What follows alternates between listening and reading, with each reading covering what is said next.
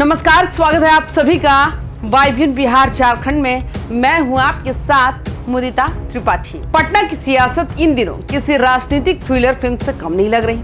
हर घंटे नई खबर, हर दिन नया मोड़ और हर मोड़ पर ऐसा सस्पेंस कि बड़े बड़े राजनीतिक पंडित भी माथा खुजाते नजर आ रहे हैं। लेकिन इस पूरे सियासी ड्रामे का सबसे दिलचस्प सीन तब सामने आया जब बिहार के मुख्यमंत्री नीतीश कुमार अचानक राजभवन पहुंच गए। जी हाँ, वही राजभवन जहां से कई बार सरकारें बनती भी हैं और कई बार गिरती भी हैं। अब जरा उस दृश्य की कल्पना कीजिए। पटना की सड़कों पर अचानक हलचल बढ़ती है। मुख्यमंत्री का काफिला राजभवन की ओर बढ़ता है।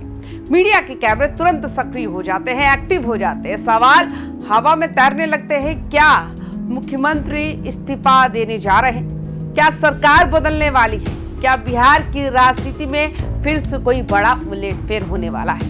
और फिर मुख्यमंत्री राजभवन के दरवाजे के भीतर प्रवेश करते हैं। करीब 10 मिनट तक उनकी मुलाकात राज्यपाल आरिफ मोहम्मद खान से होती है। अब राजनीति में 10 मिनट की मुलाकात कई बार 10 साल की कहानी बदल देती है। इसलिए जैसे ही यह खबर बाहर आई, मुख्यमंत्री राजभवन पहुंचे हैं, पटना के राजनीतिक गलियारों में हलचल मच गई। सरकारी सूत्रों ने कहा कि सिर्फ विदाई प्रोटोकॉल के तहत मुलाकात थी, लेकिन बिहार की राजनीति में अनुभवी लोग मुस्कुराते हुए कहते हैं कि भाई, यहाँ प्रोटोकॉल के नाम पर भी राजनीति ही होती है।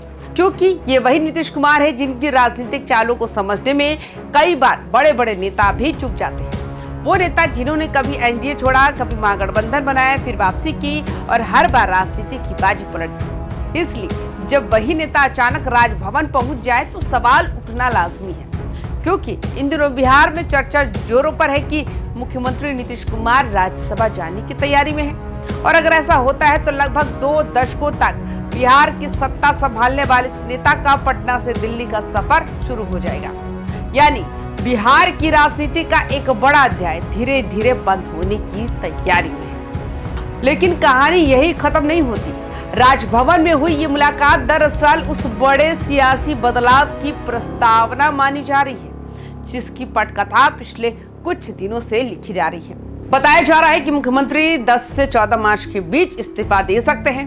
उनके राज्यसभा नामांकन के बाद बिहार में नए मुख्यमंत्री को लेकर बीजेपी और जेडीयू के बीच बातचीत जारी है। अब जरा सोचिए, अगर नीतीश कुमार मुख्यमंत्री पद छोड़ देते हैं तो बिहार की राजनीति में कैसे हलचल मचेगी?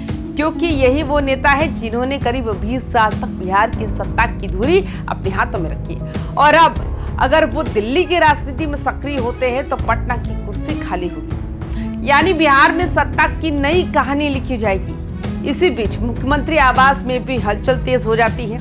राष्ट्रीय लोक मोर्चा के नेता उपेंद्र कुशवाहा मुख्यमंत्री आवास पहुंचते हैं और नीतीश कुमार से मुलाकात करते हैं। कमरे में जेडीयू के राष्ट्रीय कार्यकारी अध्यक्ष संजय झा भी मौजूद होते हैं। अब ये मुलाकात भी कम दिलचस्प नहीं थी, क्योंकि उपेंद्र कुशवाहा खुद भी बिहार की राजनीति के ऐसे खिलाड़ी माने जाते हैं जो समय देखकर चालें चलते हैं। उनकी मौजूदगी ने इस पूरे घटनाक्रम को और भी रहस्यमय बना दिया। लेकिन असली भावनात्मक सीन तो मुख्यमंत्री आवास में हुई जेडीयू विधायकों की बैठक में देखने को मिला। शुक्रवार को मुख्यमंत्री ने अपने विधायकों और मंत्रियों के साथ बैठक बुलाई। कमरे में माहौल एकदम गंभीर था, क्योंकि सबको अंदाजा था कि आज कोई बड़ा फैसला सामने आ सकता है। जैसे ही चर्चा शुरू हुई, कई विधायक खड़े हो गए। उन्होंने मुख्यमंत्री के राज्यसभा जाने के फैसले का विरोध करना शुरू कर दिया। उन्होंने कहा कि सर, आप हमें छोड़कर मत जाइए। ये दृश्य किसी फिल्म सीन से कम नहीं था। एक तरफ 20 साल तक सत्ता संभालने वाला नेता और दूसरी तरफ उसके विधायक जो उसे रोकने की कोशिश कर रहे थे। मुख्यमंत्री ने शांत आवाज में जवाब दिया कि विरोध मत करिए, मैं राज्यसभा जा रहा हूँ, वहां से सब देखता रहूंगा। ये वाक्य सुनकर कमरे में सन्नाटा छा गया। विधायक विनय चौधरी बताते हैं कि उस मीटिंग के दौरान माहौल इतना भावुक हो गया कि खुद मुख्यमंत्री की आंखें भी नम हो गई। और जैसे ही विधायक अपने नेता को भावुक होते देखते हैं, कई लोग रोने लगते हैं। राजनीति में ये दृश्य कम ही देखने को मिलता है।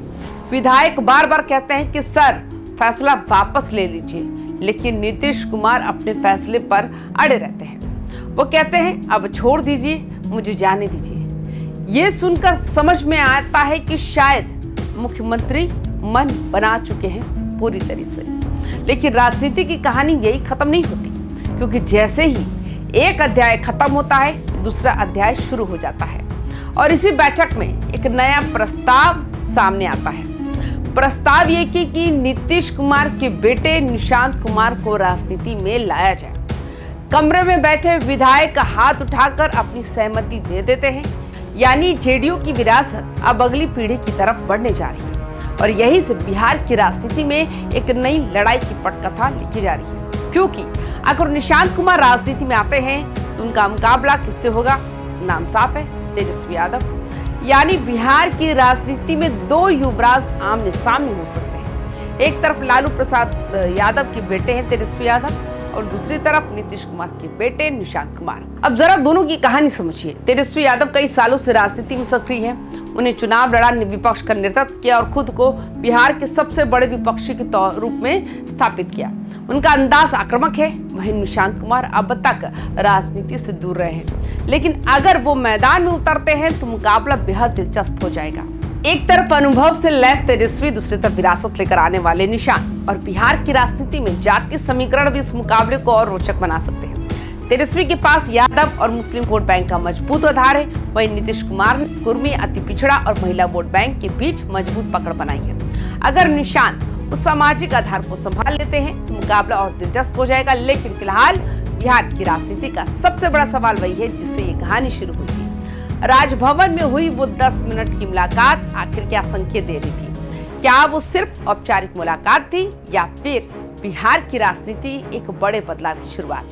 क्योंकि राजनीति में कई बार सबसे बड़ी कहानी वही होती है जो सबसे छोटे सीन में छिपी होती है, और राजभवन में हुई ये मुलाकात शायद उसी कहानी का पहला अध्याय है। अब सबकी नजर आने वाले दिनों पर है, क्योंकि अगर मुख्यमंत्री इस्तीफा देते हैं, अगर निशांत राजनीति में आते हैं और अगर बिहार में नया मुख्यमंत्री बनता है तो समझ लीजिए कि पटना की सियासत में नया युग शुरू हो चुका है। और बिहार की राजनीति में एक बात हमेशा याद रखिए, यहाँ कहानी कभी खत्म ही नहीं होती, बस किरदार बदलते रहते हैं। तो आपकी क्या राय है? आप हमें अपनी राय कमेंट बॉक्स में जरूर बताएं। बाकी तमाम खबरों के लिए वाईबीएन बिहार झारखंड के साथ बने रहें। नमस्कार।